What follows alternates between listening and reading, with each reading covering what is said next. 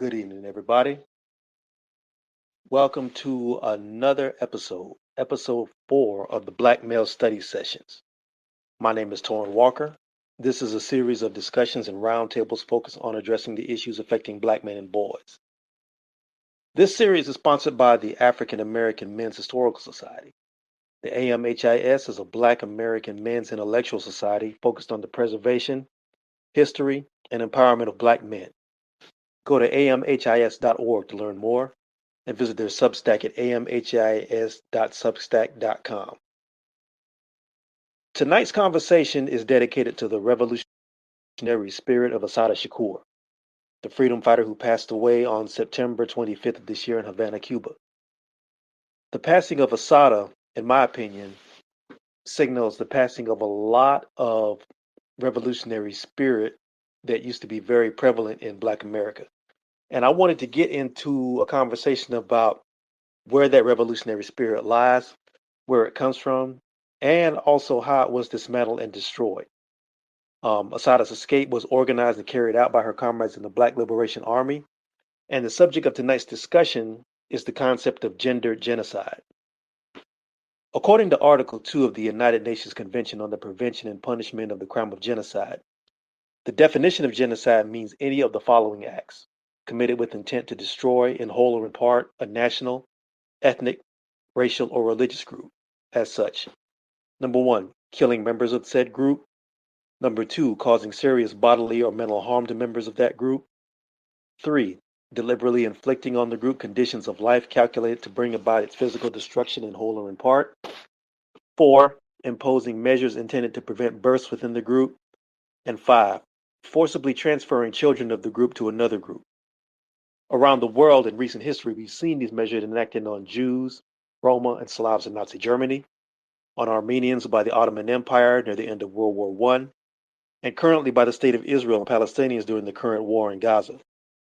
In the United States, we've seen these measures inflicted on Native Americans, and I propose that the same conditions are right and inflicted on Black Americans, Black American men in particular, and that falls under the same category that the UN laid out. The systematic disenfranchisement, psychological abuse, and physical destruction of black males since our arrival in the United States fits the criteria of genocide as practiced by oppressive regimes throughout modern history.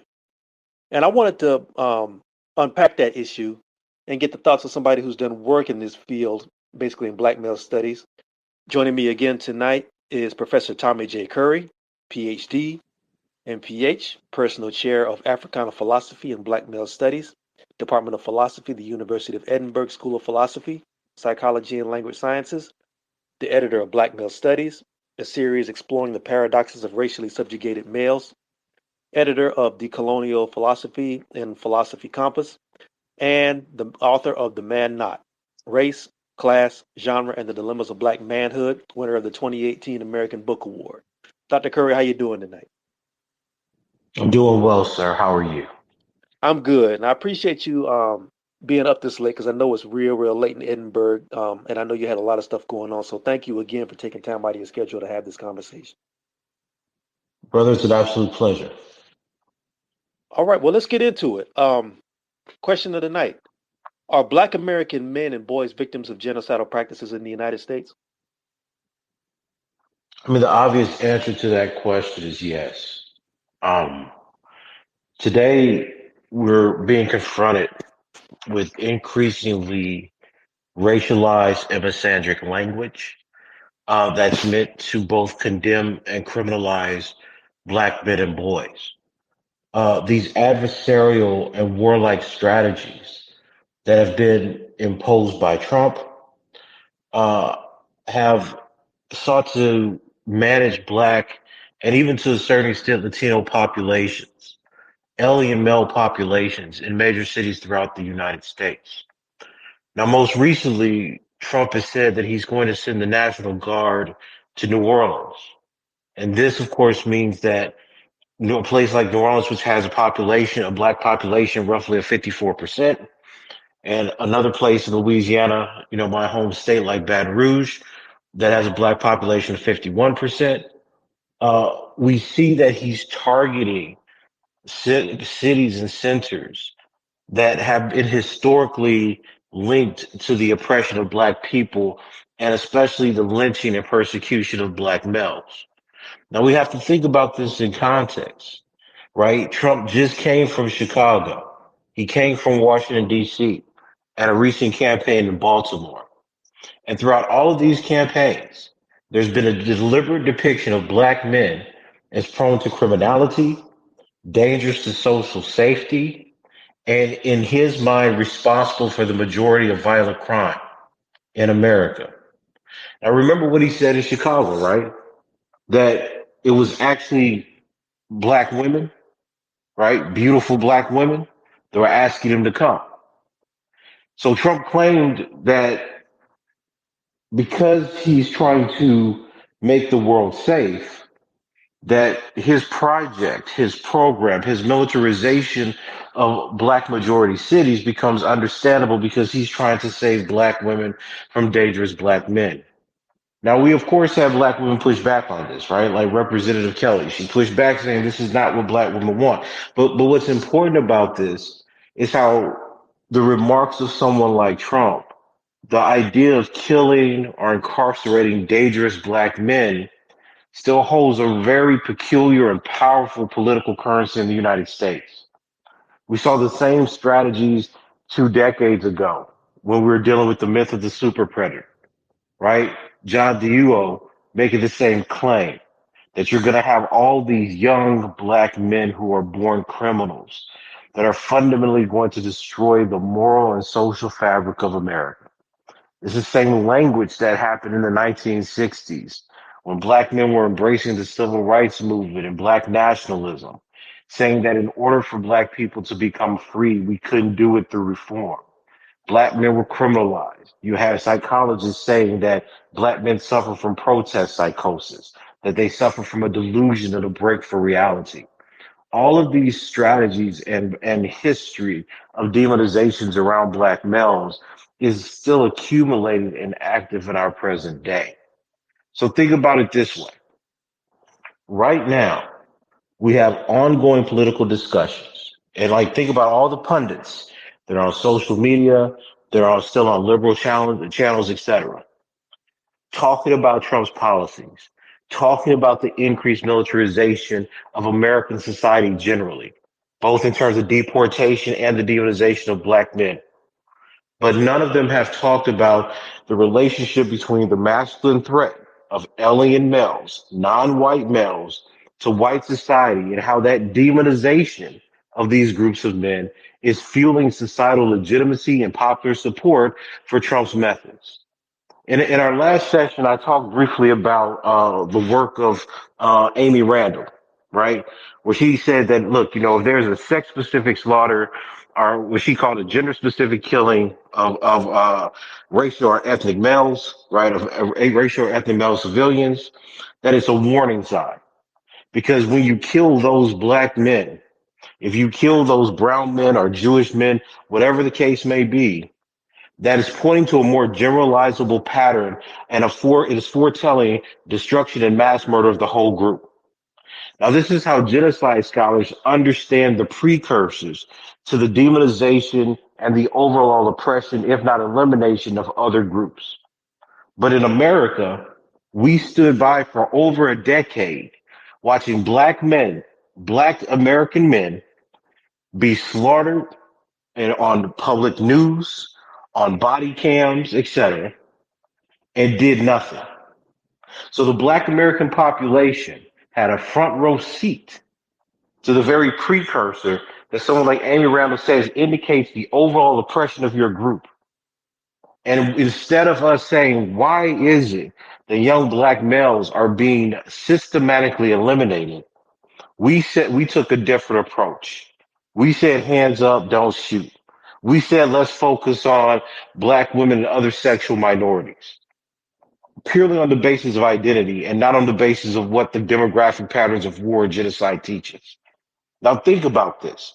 So even when we have publicly available databases, right, like the Washington Post Fatal Force database, which tracks police shootings from 2015 to 2024 or 25. From that time period, there's been over 2,494 Black Americans shot by police. That's 2,494. And of those 2,494 black Americans shot, 2,406 were black men.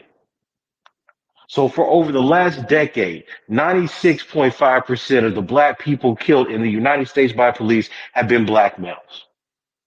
And we didn't think that that indicates to us anything about the upcoming fascism, right, as the white liberals like to call it now, of America.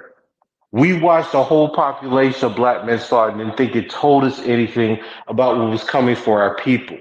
Because our people thought they were separate from these problematic, poor black men. And this tells us something about what we think of as the revolutionary moment or the revolutionary consciousness.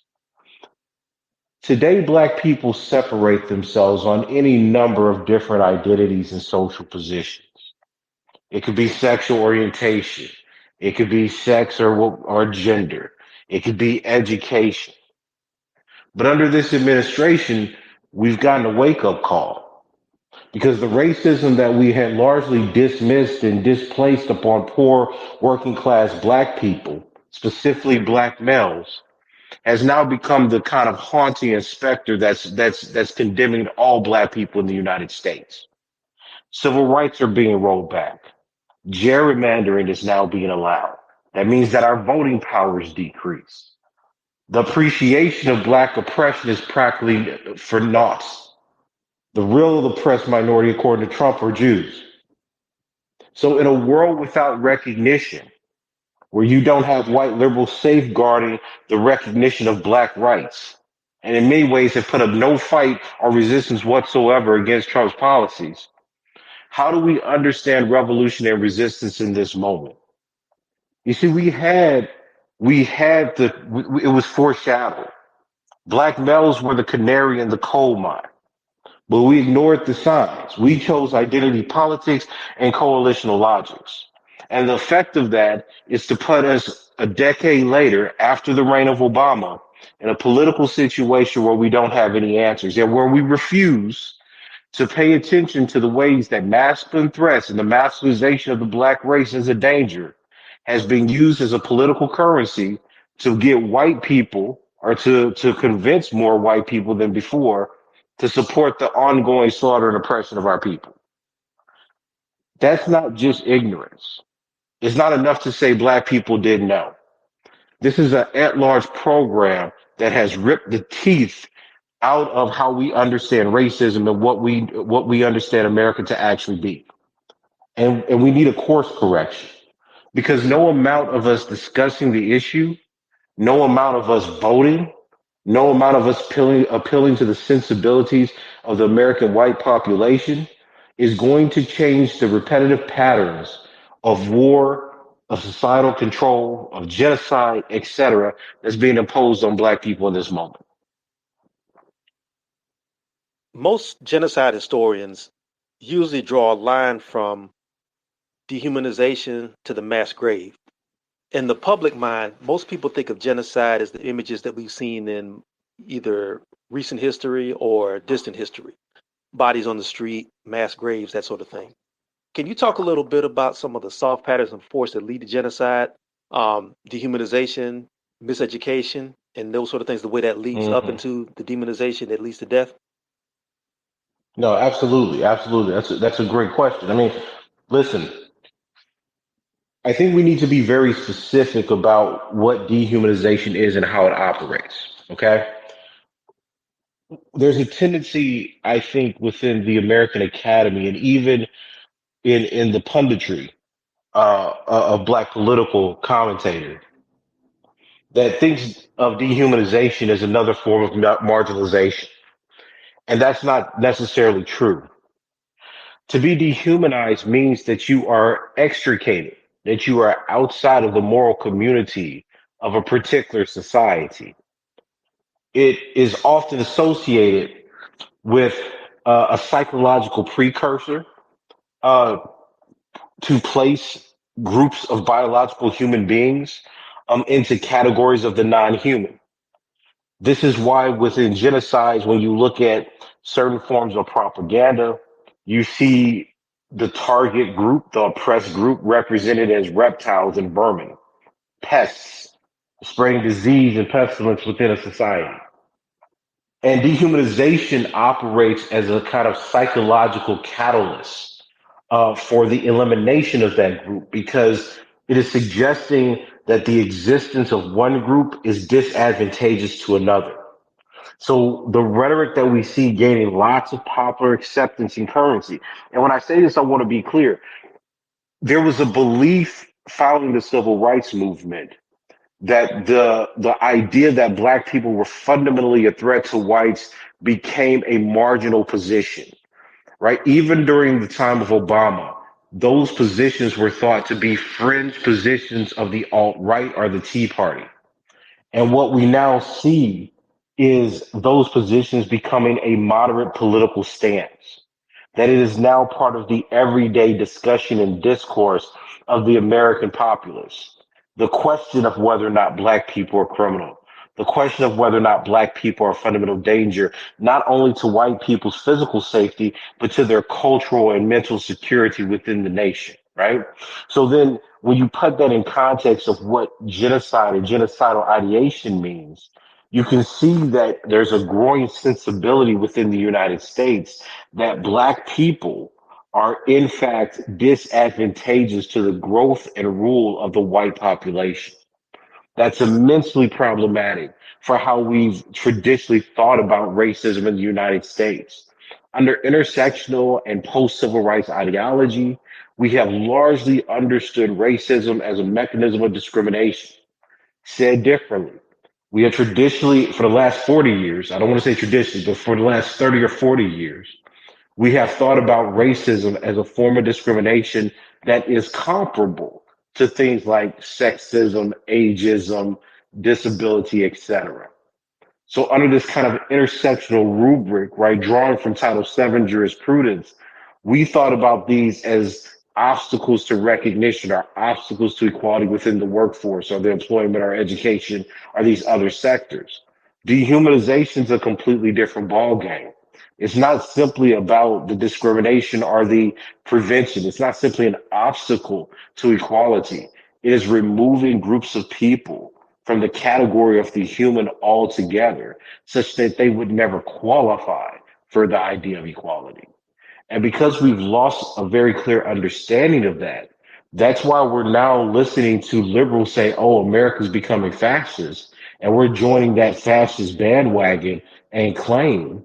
But we misunderstood that the very notions of black people being disposable, shot in the streets, having their body like Mike Brown, lay there without any kind of honorific apology or respect, those were all examples of dehumanization. So because we watered down racism from this structural, historical, dehumanizing force that viewed black people being in a lower plane of civilization or evolution than the white race and tried to be part of American society, we mistakenly thought of ourselves as human beings that had permanent rights that couldn't be taken away. And as Derek Bell has taught us, as Huey P. Newton has taught us, as Asada has taught us, in a society that's built on anti-black racism, you're only one emotion away from losing all of your rights. As I said before, in less than a year, Trump has destroyed 30 years of black civil rights gains. Think about how precarious of a situation that is. That as black people, we have built political division. We have built identities and professions around professing that the United States is a democratic society that offers us hope and equality. And in less than a year, one president, one political party was able to destroy all the effort, all the lives, all the careers of black people that base their whole identity on that false premise that America would treat black people as equal. So dehumanization, right? And we really need to start talking more in these terms. Dehumanization is integral to how racism has been practiced throughout the West since the 20th century, the birth of the 20th century. And what's most important about that is that if we recognize that relationship between racism and dehumanization, we wouldn't be talking about fascism right now, because we would have recognized that when all these black men were being killed for the last decade, this was telling us where we were. Black people have always lived under fascist regimes. Police, military, criminalization, the dissolution and suspension of rights, be it through voting or through due process, has always been a part of the Black American experience and how we live our daily lives. But what we have done is we've created classes of black people who get to touch, to slightly glaze over the lives of whites so that they don't experience that authoritarian regime because of their class position. And people said, no, look, that's the example, that's the evidence, that's the proof that black people no longer live in these depraved, dehumanized states. We've mistaken the small minority of black, educated, and middle class aspirant representatives as the actual condition of black people. And now that Trump has thrown us back into all the same group and category, we don't have any answers. We don't have a true understanding of dehumanization. We have not been developing theories of genocide given the condition of poverty, incarceration, extermination, and police violence over the last several decades. We've pushed reformism. And that's an indication not only of our ideological blindness, but our loss of revolution and structural consciousness.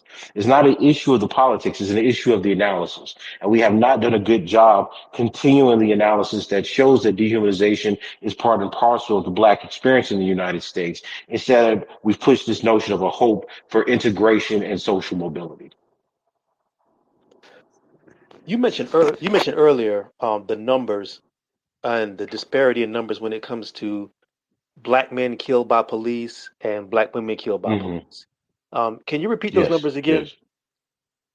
yes. Yes. Those were just the numbers from the Fatal Force database by the Washington Post.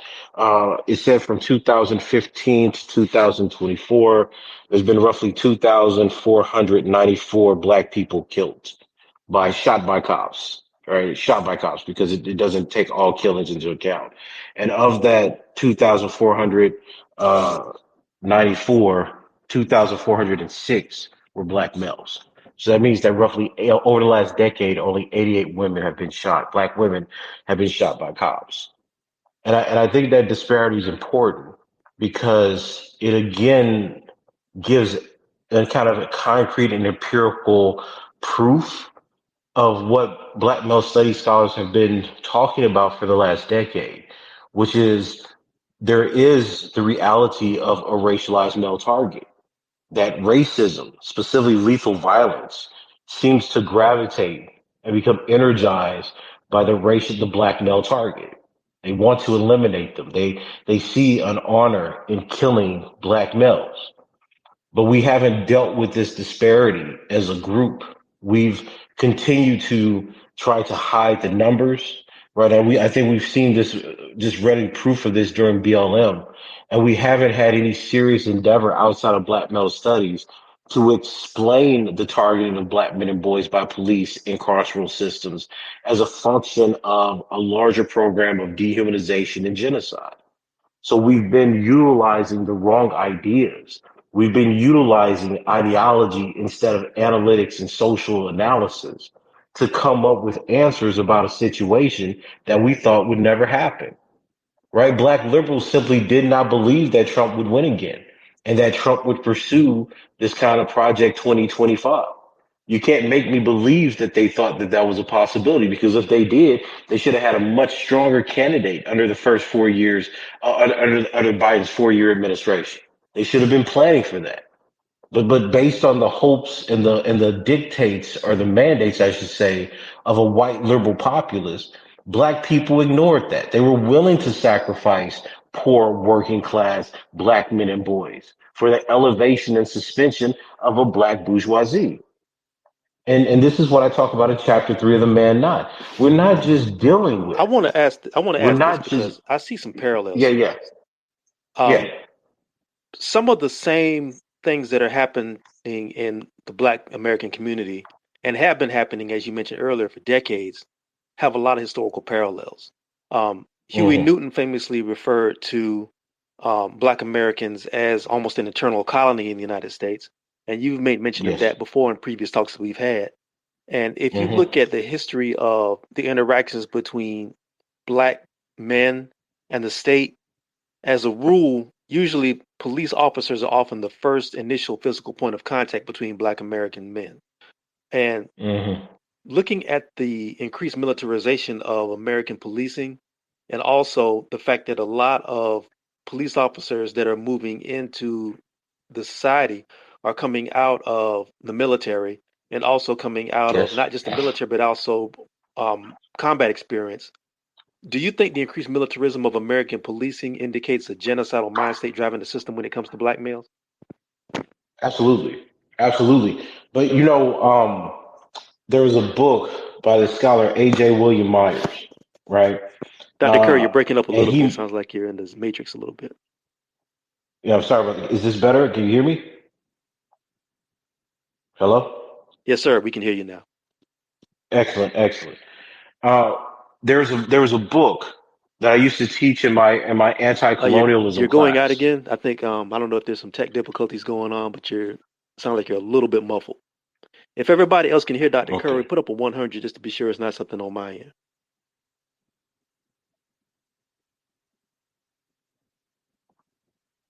Am I coming through any better? Can you say something again, Dr. Curry? Yes, yes. Can you hear me? All right. Looks like everyone else can hear me. Yes. Excellent, excellent.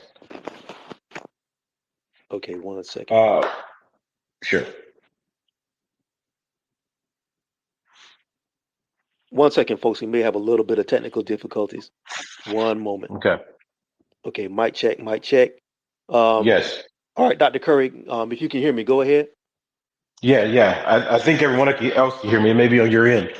Uh, I think you're right. I think there is a genocidal mindset driving how Black Americans are increasingly being engaged in the United States. But I want to say something about what I think causes that rise. There has always been a need to control the Black population, both Black men and Black women.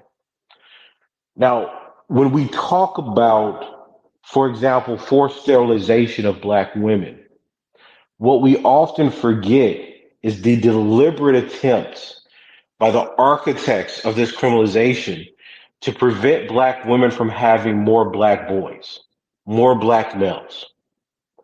And what's happened is that we've not allowed ourselves to understand how populations, and this is an important point, how populations are managed, controlled, and demonized within a certain geography.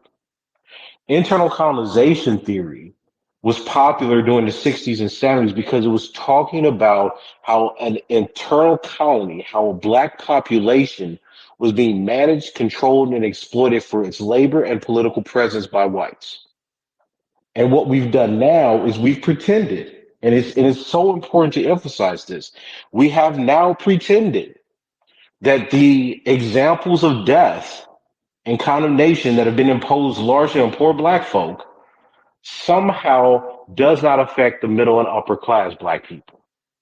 So we've then defined equality on this kind of upper strata of black people as if the way the white public talks about the poor black people won't affect the upper and middle classes.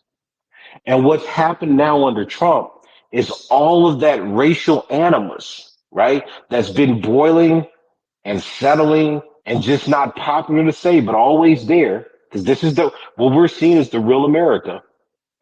That racial animus has now found expression and public legitimacy. So this is not new. And I think the mistake that's being had in some of the commentary that I've seen on CNN is that, and MSNBC, is that they pretend that this is somehow being fueled by Trump.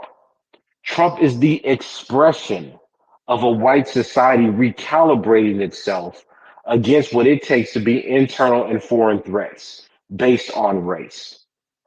So when Du Bois was saying race is the biggest problem of the 20th century, right? We thought that had passed because of the civil rights movement. Somehow black people, and I don't know how, because I wasn't born yet, but for some reason, black people believed that desegregation somehow meant a new world. And what's been shown to us over and over and over again is that there are white people, everyday white people in America, who are willing to participate, give up their 9 to 5 jobs to become ICE agents, to become deputized in the name of white supremacy, to support and join the National Guard or other militarized state apparatuses or agencies to control black and brown populations.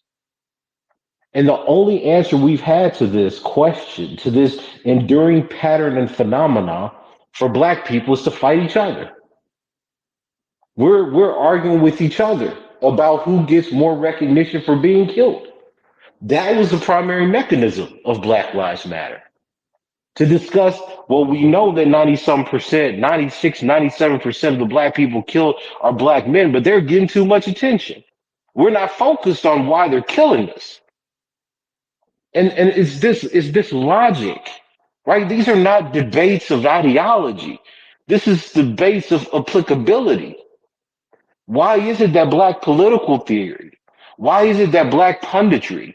Why is it that black commentary have not been able to demonstrate in real time how their accounts of the world fit into what black people are experiencing?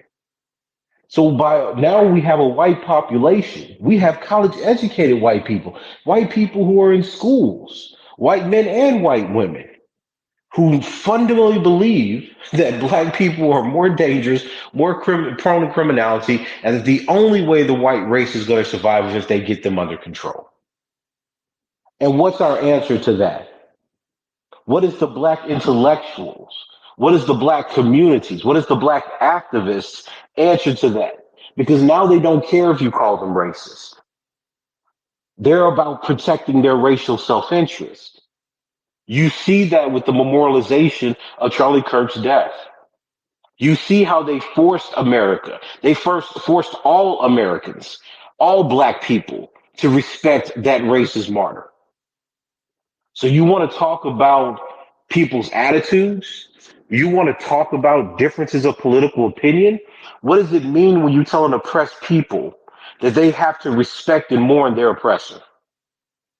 And that if they do not, their livelihoods will not only be destroyed, but it will be completely eliminated. That there any possibility for them to work in public institutions or state institutions will be denied.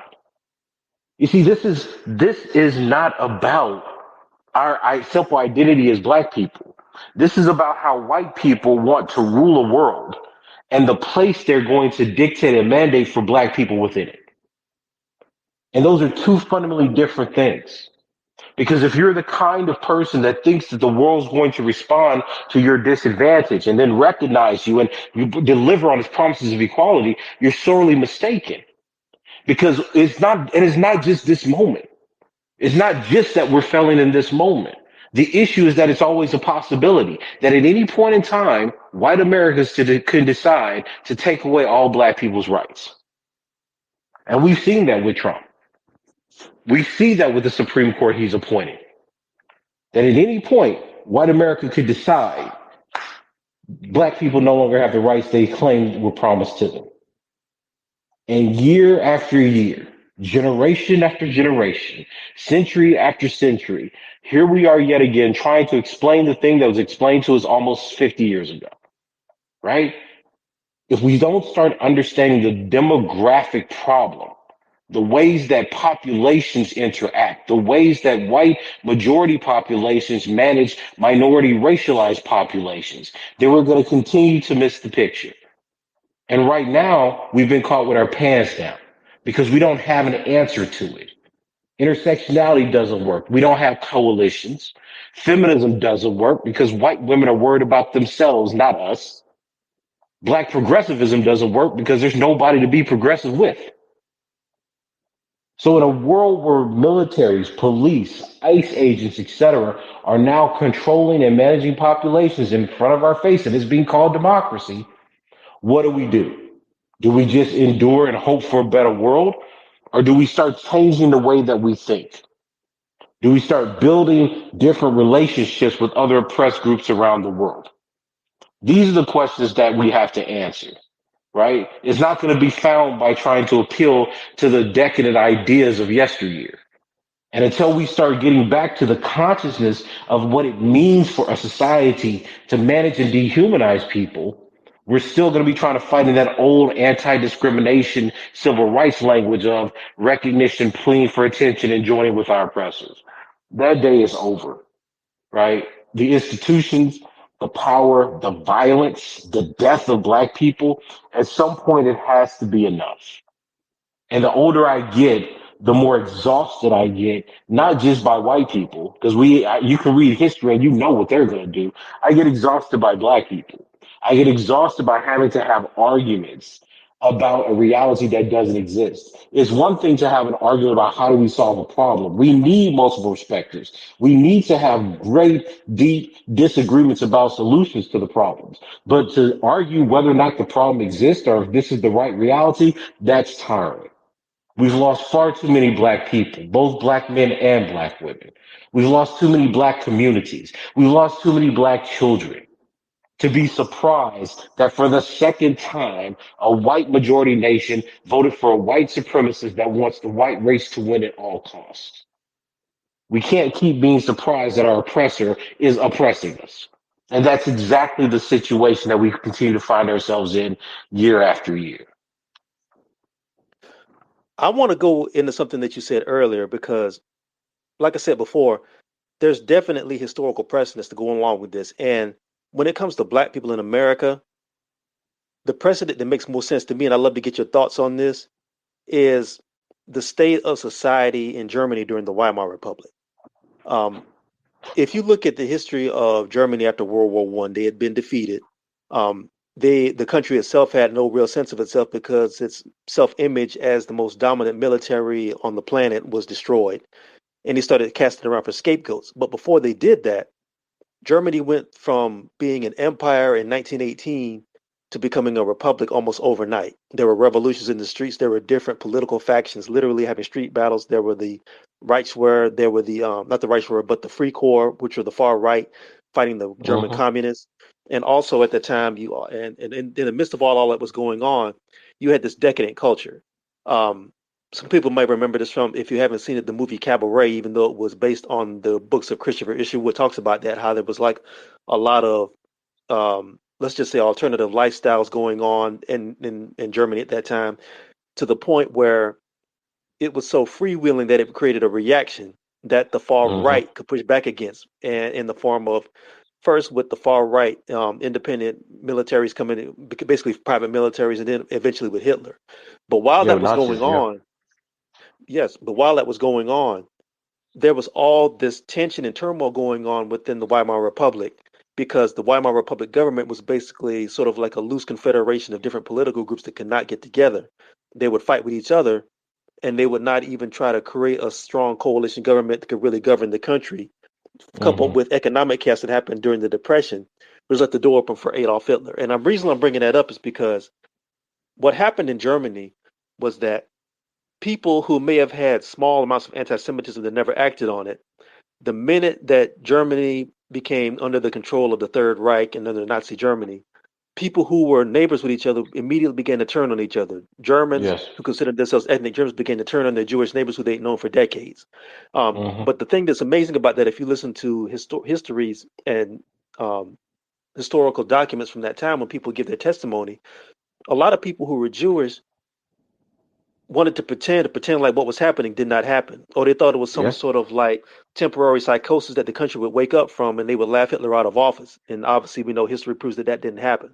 And I feel like Uh-huh. some of those same things are happening in some of the circles you mentioned, the black academic circles, a lot of the black upper class circles, and some of the black middle class circles. They're literally, sometimes sometimes the way they speak, they act like Trump is something that came out of a burning hole in the ground and brought all this misery and hatred with him and everything, without talking about the fact that what we're seeing right now parallels what happened in Germany. What's happening with Yeah. this administration is the culmination of things that have been brewing for decades, at least since the 1980s in America. Can you speak on that a little bit about that delusion No, that a lot listen. of people who have?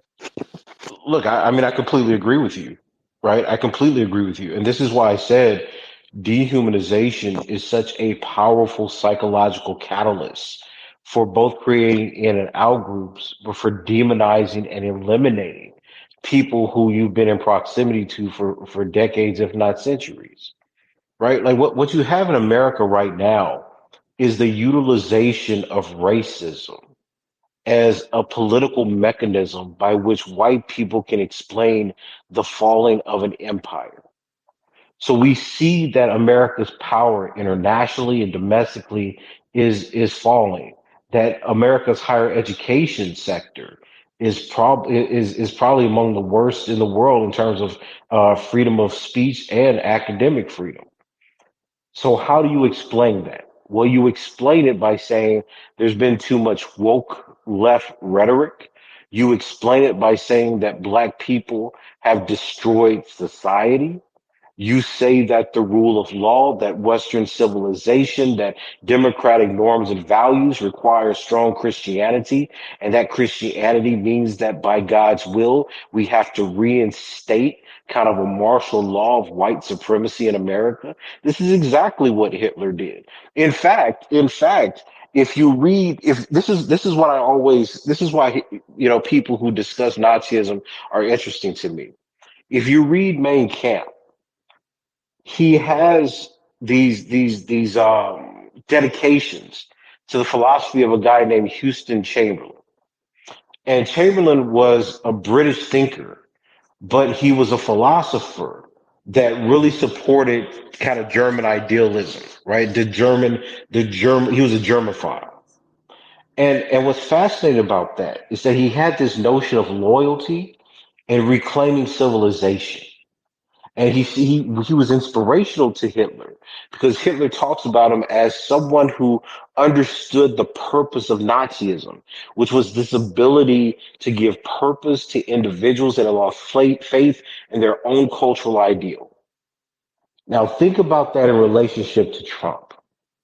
Trump is arguing that the failure of America, the rise of crime, the inability of America to produce for its own people is not simply based on a material history. It's not that we're not educated. It's not that our industries can't produce or anything like that. It's the lack of vision. He believes that he is imbuing the nation with purpose. And in order to do that, you need strong white men that lead American institutions, and you need strong white women who are going to be incentivized to produce more white men. And this comes through in all their talks. It comes through in their anti-immigration and xenophobic language.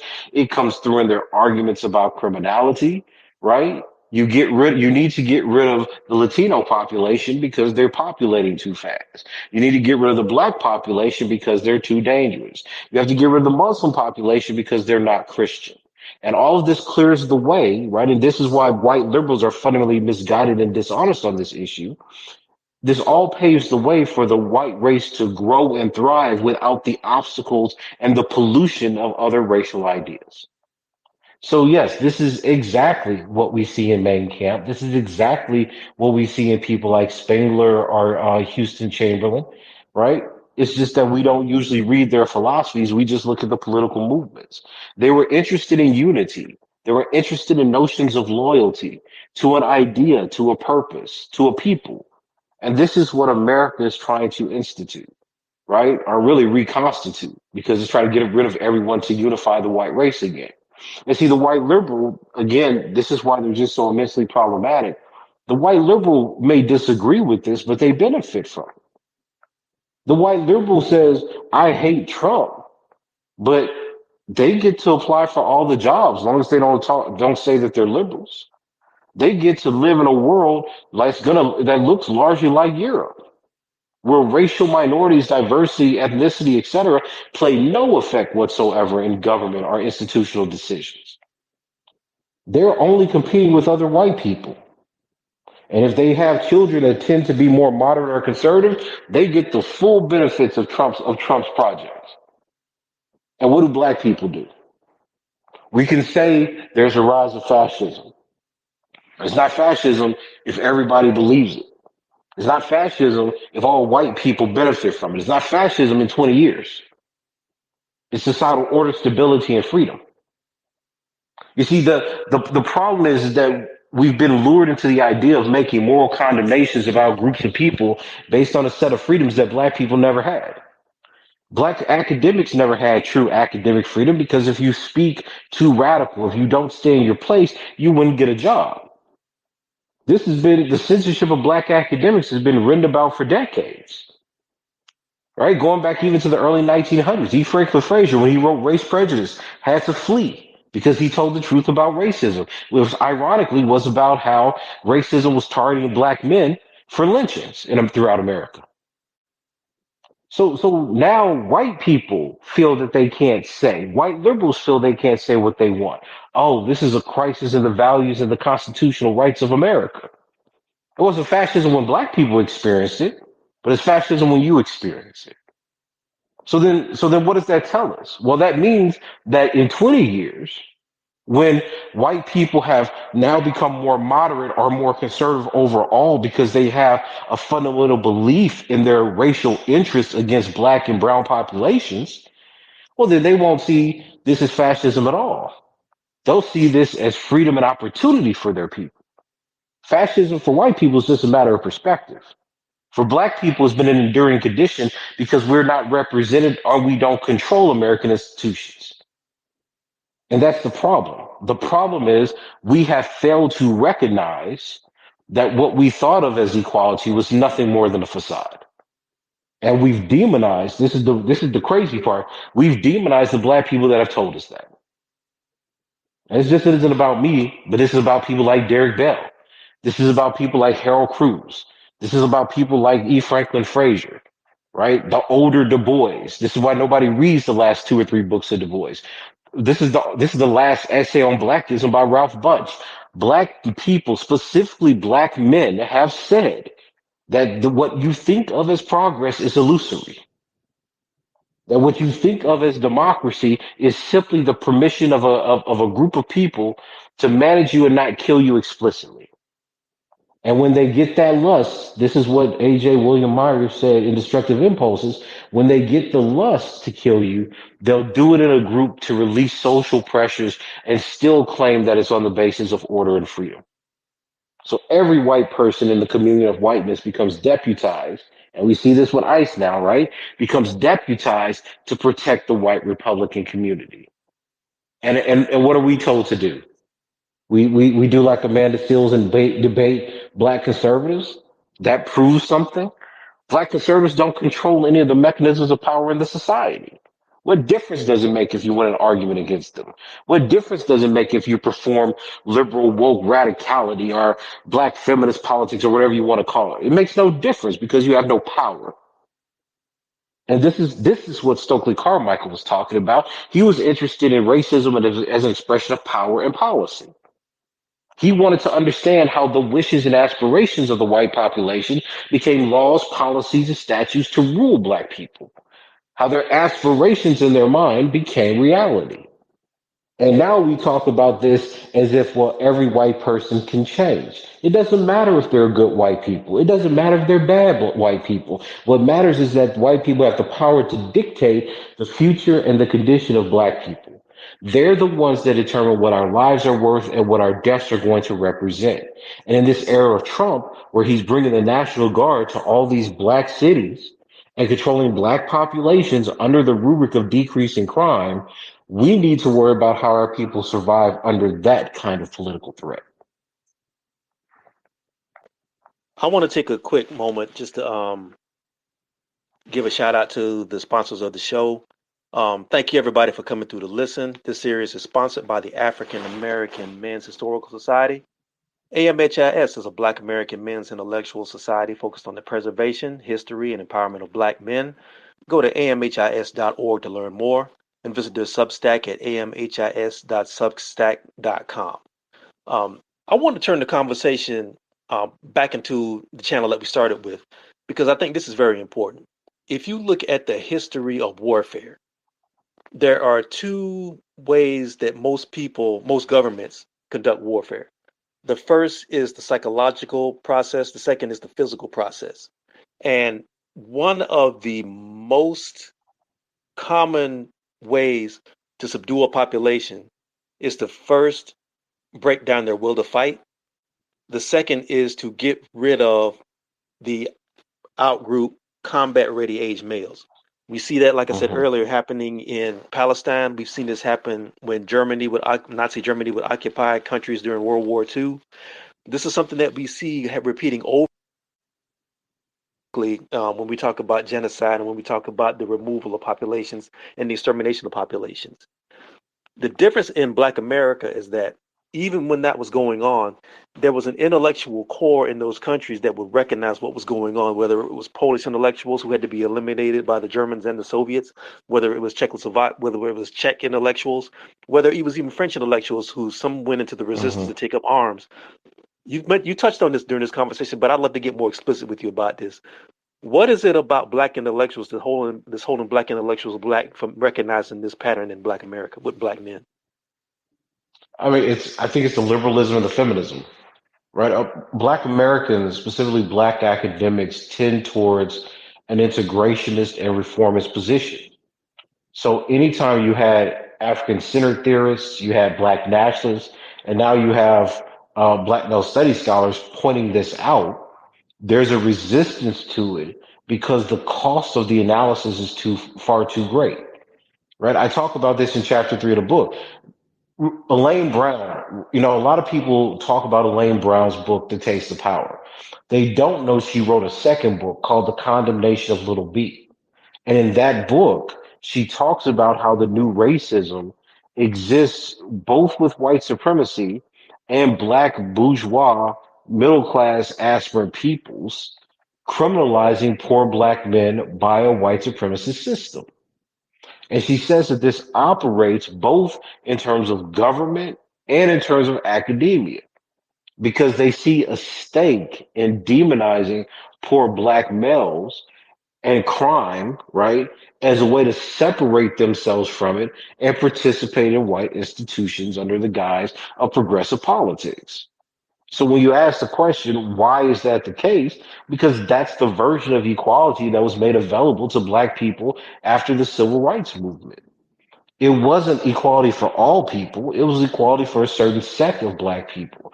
And that sect was overwhelmingly educated within elite institutions, overwhelmingly liberal, and overwhelmingly feminist, which is why before you got Trump, version two, all the commentary that was on liberal channels or the leftist channels, I don't really think they're left, but not non-right channels like MSNBC, et cetera, were basically liberal feminists making arguments about the push for women's rights, about multiple identities, and it was a way for them to detract from the much needed analysis about blackness and racism. They're reformists, so that's what appealed to them. And that's why you don't get these arguments about black men being targeted. Listen, the arguments that black male studies scholars are making about black male targets are black men who are civilian age targeted by lethal extermination isn't new. We've known this as a mechanism of history and low-level conflicts. Social dominance theory predicts this. The late Jim Sedanius wrote about this in 1999 as the subordinate male target hypothesis. Black nationalists talked about this. You found this in George Jackson's Soledad Brother, and you actually found there was an essay in Joyce Ladner's The Death of White Sociology that talks about the implicit nature of the black male target within black nationalism. So these are well established intellectual traditions that make these arguments. The problem is that we have a liberal gender politics that takes itself to be hegemonic and all knowing that refuses empirical and historical evidence for political expediency. If you're a feminist, if you're a sexual minority, you are allowed more opportunities to form coalitions with white liberals because white liberals are largely afraid of black men. And in doing so, you adopt a political language of identity that allows you to participate in those systems more easily. That's what we're dealing with. That doesn't mean that those groups of black people are less oppressed. It means that they create more distance between themselves and the violence that poor black people experience. So they're able to displace their oppression and put it on lower classes. And that's been the model of equality that's been embraced in the United States for the last several decades. All right, I want to bring something in. In December 1951, an activist group named the Civil Rights Congress presented a paper to a meeting of the United Nations in Paris. The title of the paper was "We Charge Genocide," and it accused the United States government of genocide based on the criteria laid down in the UN Genocide Convention that I mentioned at the top of the show. The document cited lynching in the United States, as well as legal discrimination, disenfranchisement of Black Americans, police brutality dating up to the present day at that time in 1951, systematic inequalities in health and quality of life. The document's central argument was that the United States government is both complicit in and responsible for a genocidal situation based on the UN's definition of genocide when it comes to Black Americans. And I'm going to ask this question again. Why haven't Black politicians and academics engaged with and explored the idea that Black men and boys in America may be subjected to genocidal politics when there's already a precedent laid out for them to follow that course? Yeah, it doesn't benefit them, and it's not politically expedient, right? I mean, the research shows that political initiatives in America that do not center black males tend to be more popular with white liberals. That's the reality of the situation. That's what we saw with BLM.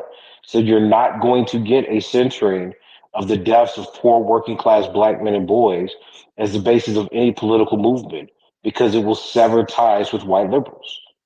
And again, this is the version of equality that has become prominent in America over the last 20 or 30 years. People don't want to form coalitions with black men. You notice that within all the coalitional arguments over the last decade or so, they all focus around the disidentification of maleness and blackness. Blackness is just a modifier for other groups. So we can link up with trans groups, we can link up with queer groups, we can link up with female groups, as long as they have white representatives that dictate and control resources. You don't find that for black men. There's no liberal white group that's going to finance solving the problems of black males. And again, this is why I said we have to start thinking better about how the black leadership class and the black political class disassociates themselves from black males who they consider to be a problem population. And that's the part that's not ringing through, right? There's so much resistance to doing anything to help black men and boys in this country even stop their deaths because they are a dehumanized population.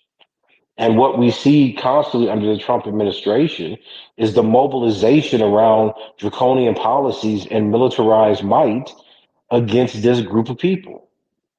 So unless we're going to get new politicians, unless we're going to re-socialize community activists and groups, unless we're going to start pushing back against the disenfranchisement of black locales that are going to start focusing on death and the ways that black men and boys criminality and danger have been utilized by white supremacists, then it's not going to end. These are these are not mistakes. That's what I'm trying to communicate. These are not mistakes. Black academics and black politicians are not focusing on these group of people because white liberals have made it very clear that policies that empower black men will appear to be nationalistic and they will try to empower groups of people that have largely led mass movements against white liberal establishments and institutions. That's never going to fly. Black men are the least assimilated group into white institutions and society in America. The least. So you're not going to have those groups of people given any kind of positions or platforms to attack America because historically, from Martin Luther King to Malcolm X to the Deacons of Defense to the Black Panther Party to the Black Communist Movement in the 30s to Woodby, et cetera, those are all black men, right? And America remembers that. So we can talk about all this supposed radicality of every other group, right? We can live in la la land, but when wars are fought, they were fought on the lives and deaths of men. You know you've won a war because there's a mine, a field of slaughtered men, and that's what happened. Real quick. Again, why haven't Black politicians engaged with and explored these ideas we've been talking about over the past hour or so? Yeah, is listen, is because of self interest, right? If you side with black men indicate that American society is still vehemently racist.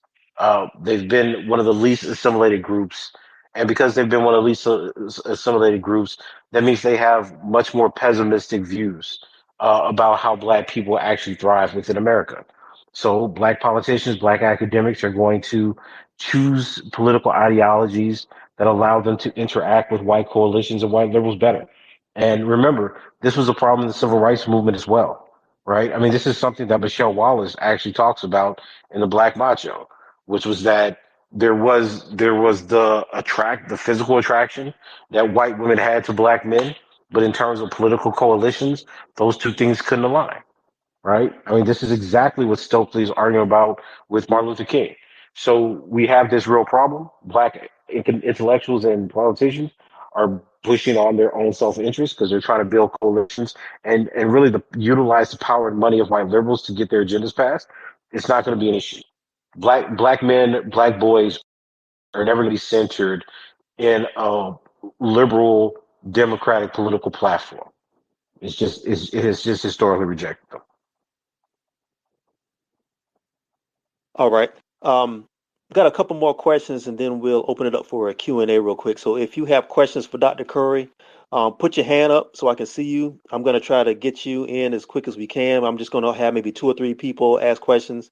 So if you have questions about what we're talking about, now is the time to send your requests in so we can run through it. While we're waiting for people to put their hands up, I want to ask you this.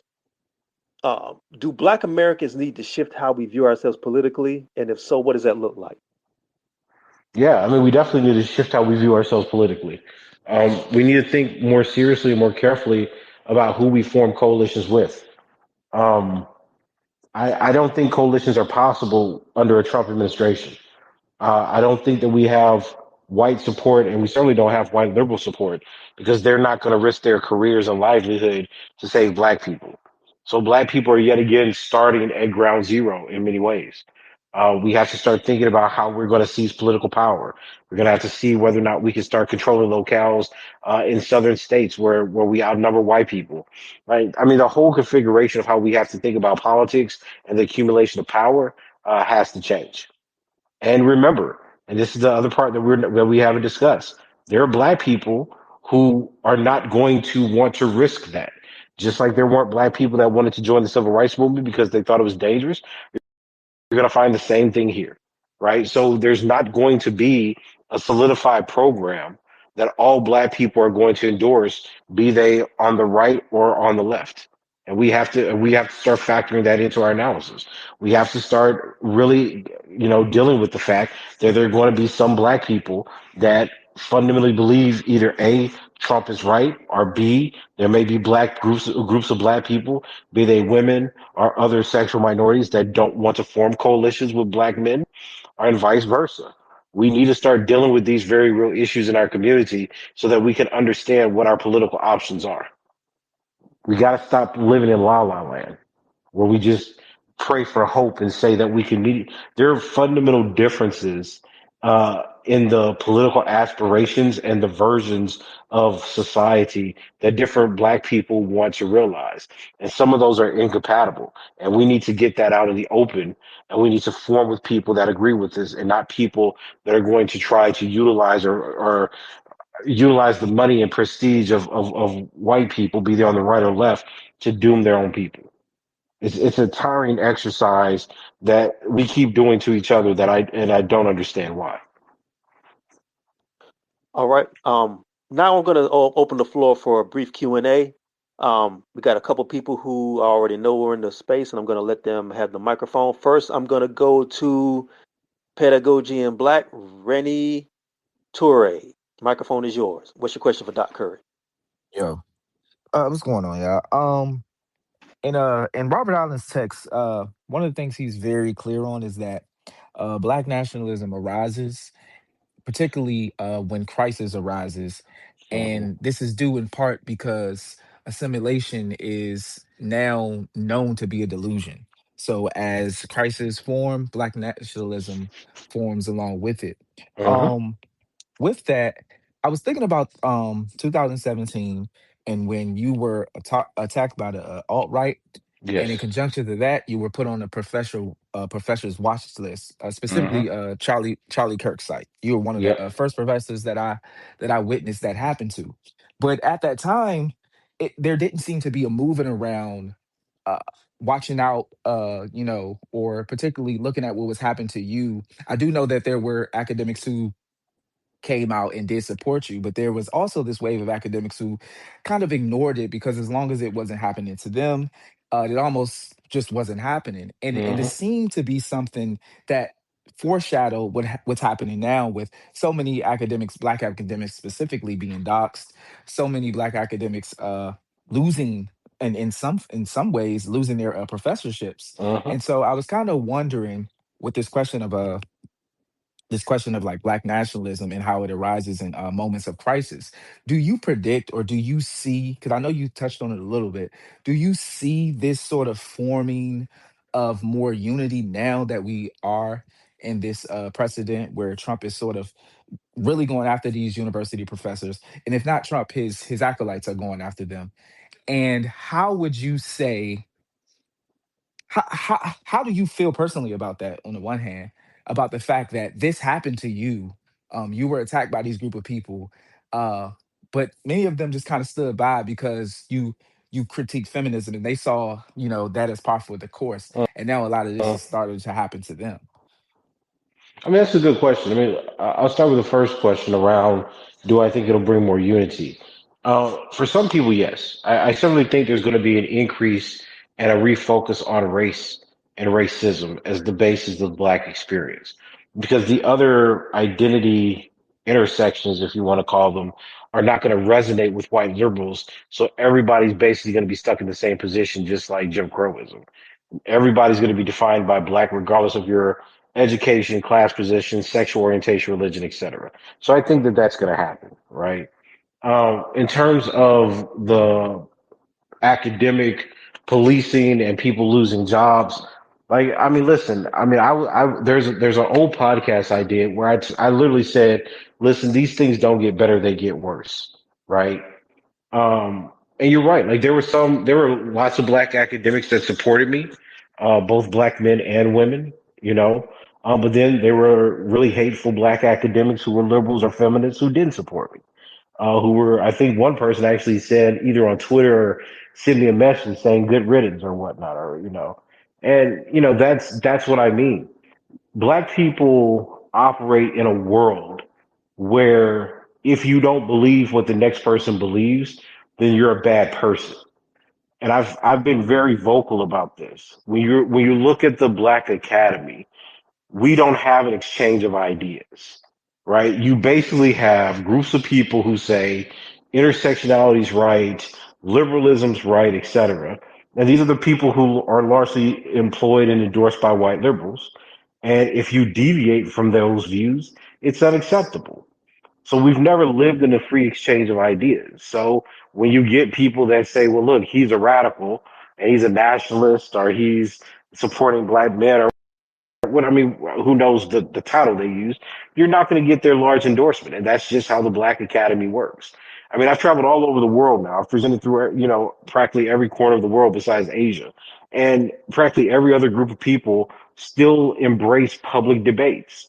I just came back from the How the Lights Gets In festival and nobody agreed, but there were civil debates about disagreements. That is not the political culture that we have or the intellectual culture that we have in the United States. And how I feel about it personally, I mean, look, part of me, I mean, this is what's interesting.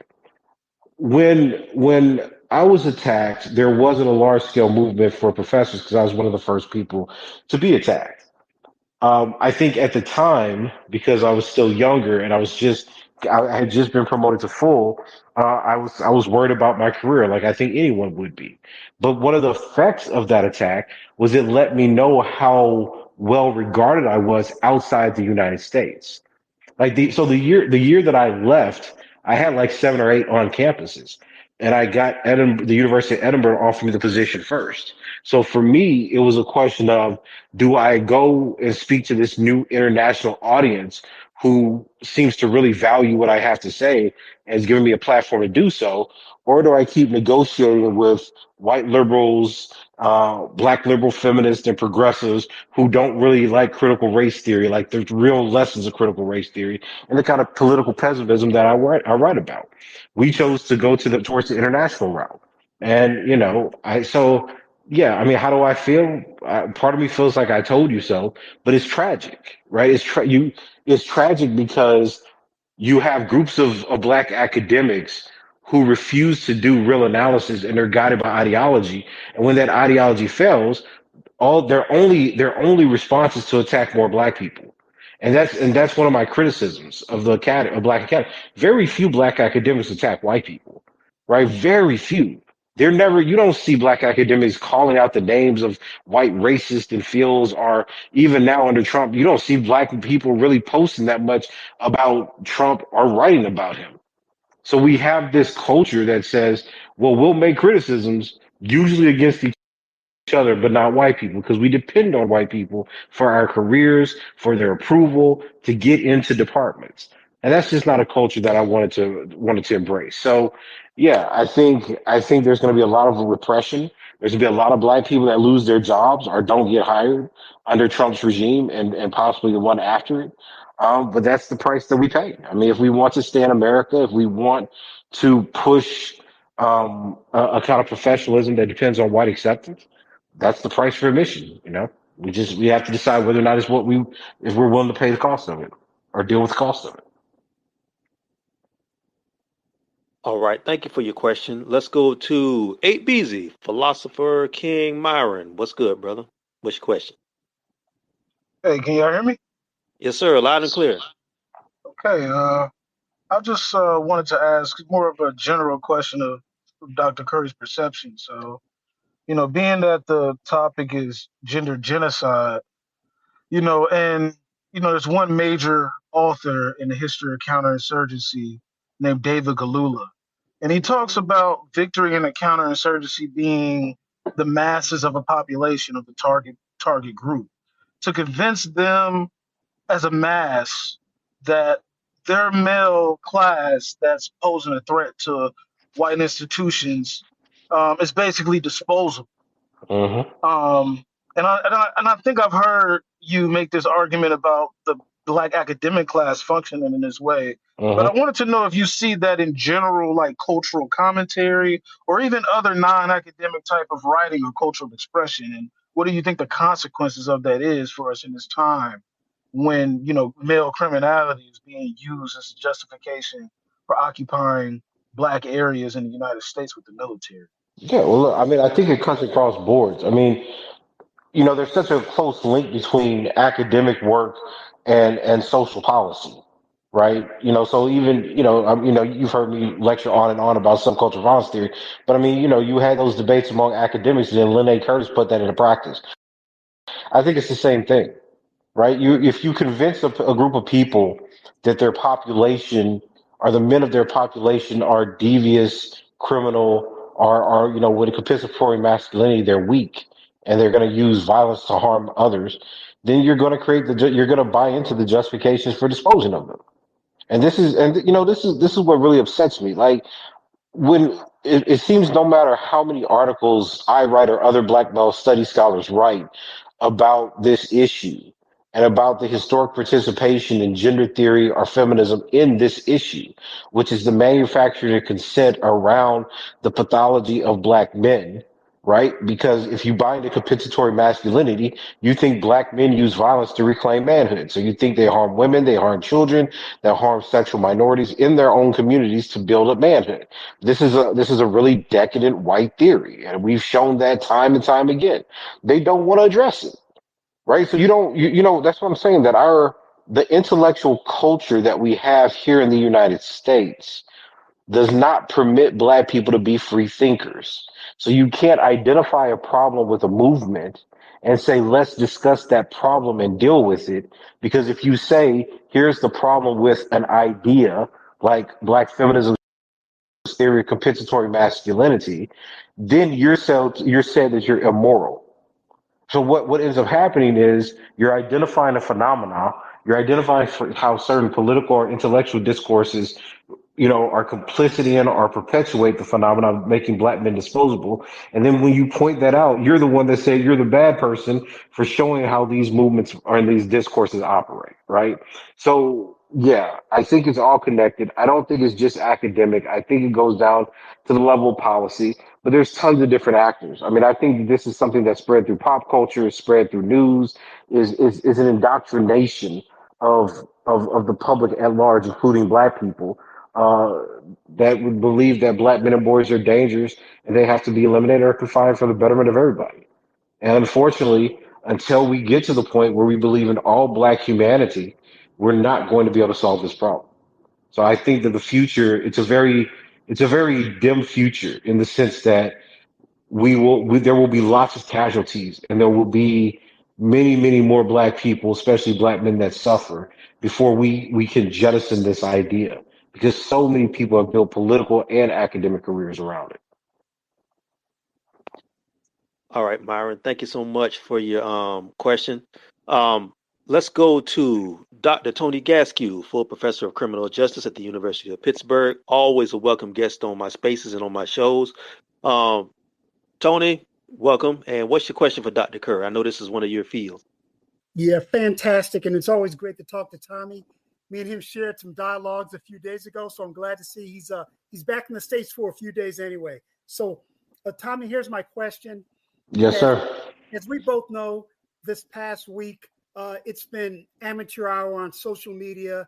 Speaking Hmm. of Assata Shakur and the Black Liberation Army, most people have no idea uh, the basis or context of the Black Liberation Army, but we both know for probably 15 years, if we want to say that they were completely neutralized, but they weren't. But for about 15 years, the Black Liberation Army continued to publish hundreds of articles, uh, basically stating that the Black American diaspora must arm itself. Hmm. That at some point in time, that white liberals would turn on them, and the country would literally turn on the Black American diaspora. And we both know, again, Tommy, uh, through CIA operations, Chaos, Merrimack Resistance, Cactus, where they were sharing information with the FBI, the Black Liberation Army, and of course, I never want to forget the impact that second wave feminism had on eliminating specifically Black armed resistance. Hmm. Um, the of course the CIA options in and does a study on what would make a successful counterinsurgency operation in the U.S. And the first thing they came up with was pacification.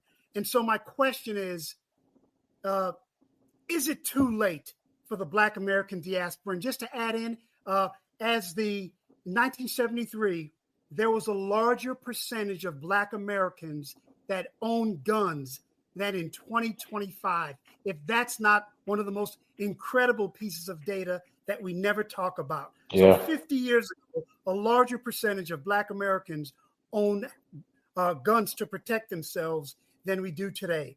My question again is it too late for the Black American diaspora, or do we simply get what we deserve?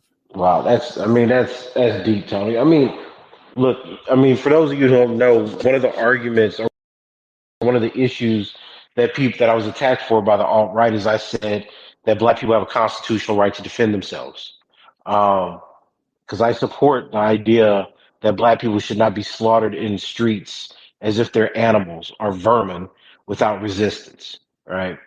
So given that, you kind of know where I stand, Tony. I mean, I think that armed protection, armed self-defense. I wrote an article about preemptive self-defense following the work of Robert F. Williams. I think that's necessary, especially in these times where you have white citizens just shooting black people. Um, is it too late? I don't know. I mean, I'll be honest, I don't know. Like I see so much intra-cultural, intra-racial violence of black people attacking each other. And this is even in a world where black people are told that as a group they don't have any rights compared to white people anymore. And we still choose to attack each other. So I don't know. if black people and the black American diaspora will come together around racial oppression again. It seems likely, given how we know that nationalism and ethnic identity and racial ethnic identity operate, but who knows? I don't know if I want to say that black Americans get what they deserve because as frustrated as I am with my own people, I don't believe that the extermination of our people is something that we can sit idly by and accept. Right. This is one of the reasons I'm not an Afro pessimist. I just fundamentally disagree with the notion that the status of black people as slaves is a permanent and unchanging one. I believe that racism is permanent, but that doesn't mean that black people can only relate to that permanence in one way. So I think we will have people that fight. I think we will have people, and I think this is important. We will have black men that rise up yet again to defend their people. Whether or not we win that battle, I think that's a completely different question. So yeah, I wouldn't take the view that we get what we deserve, but I think that it's an uphill battle. And I think that because we have such a provincial attitude, what I mean by that is we see the Black American experience as cut off and separate from the lessons of history. We don't look at how other populations have been exterminated, managed, etc. So we refuse to learn and educate ourselves in new ways of thinking. And for me, having traveled and seen how various groups of Europeans hate each other, to see how the Irish hate the British, how various European groups hate each other within Europe, and how they try to build nations and community around that, we can learn from that. We can learn how to repair our people, but it's not going to come from imitating the identity politics of a white liberal, ruling class. It's going to come from us deciding how we define history. Like this is what happened with Charlie Kirk is a good example of this. Do you see how they used his death to create community? He's become a figure, a martyr, right? For white people, not only in the United States, but they had rallies for Charlie Kirk in London. And nobody even talked about Charlie Kirk. Like the whole focus was on Brexit and Johnson. Charlie Kirk was not a popular figure, but the image resonated with the white supremacists even across the Atlantic. Now you think about that. When we had all these black men and boys being killed by cops that represented symbols of the oppression that our people have historically fought against, we had groups of black liberals and black feminists saying we shouldn't focus on them. You see, this is the difference. When white people die, it becomes a way to rewrite history. They use it to reinvent themselves and create more energy for their projects. When black men and boys die, we disown them. We create reasons we shouldn't march for them. Hell, we'll go on white liberal stations and say, even though 97% of the black people being shot by cops are men, we should focus on these other people, black women or black sexual minorities, because we said so. Because we don't think they're getting enough attention. You see, we'll fight amongst ourselves for the smallest ideas of white recognition, like death. But when white people die, they make everyone kneel to their martyrs. That's the problem. That's the difference between what symbols mean to an oppressed group versus a group that's trying to take power. Right? And I think we have to start reckoning with that. We can't remain a slave to the whim of other people's desires are for the eternity. Right? And that's why I think that in the wrong hands, these kind of political ideas like Afro pessimism or even liberalism and feminism, they lead us to dead ends. Right? The issue isn't a politics. The issue is a seed of analysis that provides different ways for us to approach a problem. Right? And I think that's what Derek Bell was trying to do. I think that's what Afrocentrists were trying to do. I think that's what Black nationalists were trying to do, which is why people like Sylvia Wynter said that it's from Black nationalism that we get the idea of a new human. right? That part is completely eliminated in people's attempts to reclaim and revitalize her work because they want to read her in an identity politics and feminism that she didn't claim herself. So what we need are systems and intellectual traditions that are generating new thought for us to imagine different ways to form community, for us to imagine different ways to build connections to other Black people throughout the world. And we're not going to get that if we stay beholden to white liberalism. All right. We're going to start rounding it down, and every time we had these spaces, I want to close out with solutions. So, Dr. Curry, do you see any solutions or ways out of the things we've been talking about today? Man, listen, I mean, it's like I said, I mean, we have a wave of violence coming towards us, right? So the first solution is how do we survive that, right? The first step towards the solution, how do we survive the incoming wave of criminalization, and the National Guard that's plaguing Black cities? Rights are not going to necessarily be the language that we have to use. We're going to, of course, need lawyers that are going to fight for our right to organize, our right to associate, our right to be free from this violence. But I don't think we're in a political climate where that's going to respond. So again, concrete organization, community formation, and discussions of armed self-defense are going to be the first. I think the first concerns we have to worry about with National Guards coming into predominantly Black cities.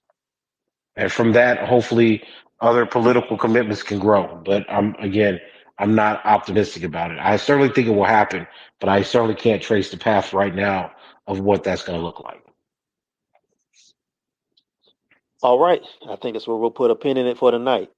I want to thank Professor Tommy J. Kerr for taking time out of his schedule, especially with the time difference and everything.